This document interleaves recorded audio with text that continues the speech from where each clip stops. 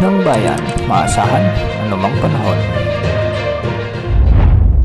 Magandang oras po sa ating lahat. Narito na ang latest update sa lagay ng ating panahon ngayon at sa magiging lagay ng panahon sa susunod na 24 oras. Sa kasalukuyan ay northeast monsoon ang nakakaapekto sa northern at central Luzon, samantalang easterlies ang nakakaapekto naman sa nalalabing bahagi ng ating bansa.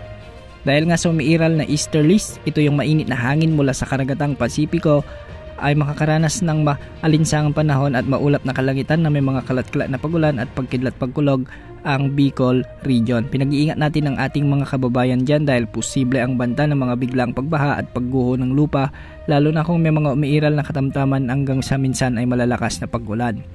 Samantala sa Cagayan Valley, Cordillera Administrative Region sa may Aurora kasama na ang Quezon Province ay magiging maulap naman ang mga kalangitan na may mga kasamang pagulan dulot ng umiiral na amihan o northeast monsoon, kaya posible pa rin ang banta ng flash floods at landslides, lalo na kung may mga katamtaman at minsan ay malalakas na pagulan. Sa Metro Manila, Ilocos Region, sa nalalabing bahagi ng Central Luzon at nalalabing bahagi ng Calabarzon ay magiging bagyang maulap hanggang sa maulap din ang mga kalangitan ng mga kasamang kalat-kalat na mahihinang pagulan. Ito ay dulot pa rin ng umiiral na northeast monsoon o amihan. Sa nalalabing bahagi naman ng ating bansa ay easterlies pa rin ang iiral, kaya maraming lugar ngayon ang makakaranas ng maalinsangang panahon, ngunit hindi rin inaalis ang tsansa ng mga bagyang maulap hanggang sa maulap na papawirin na may mga kasamang kalat-kalat na pagulan na may kasamang thunderstorms. Hindi rin inaalis ang posibilidad ng mga biglaang pagbaha at pagguho ng lupa, lalo na kung may mga umiiral na severe thunderstorms. Para naman sa lagay ng ating mga dagat baybayin,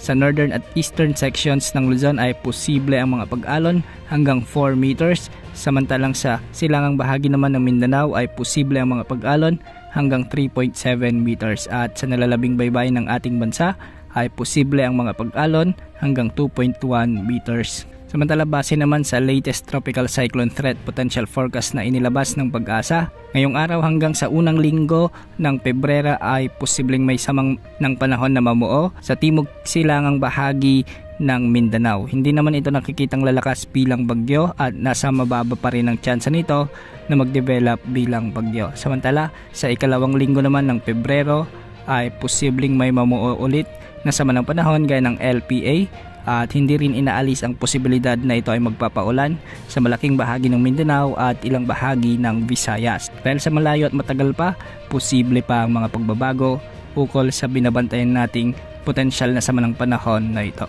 Yan ang update sa lagay ng panahon. Ito po ang weather update ng bayan, maasahan anumang panahon.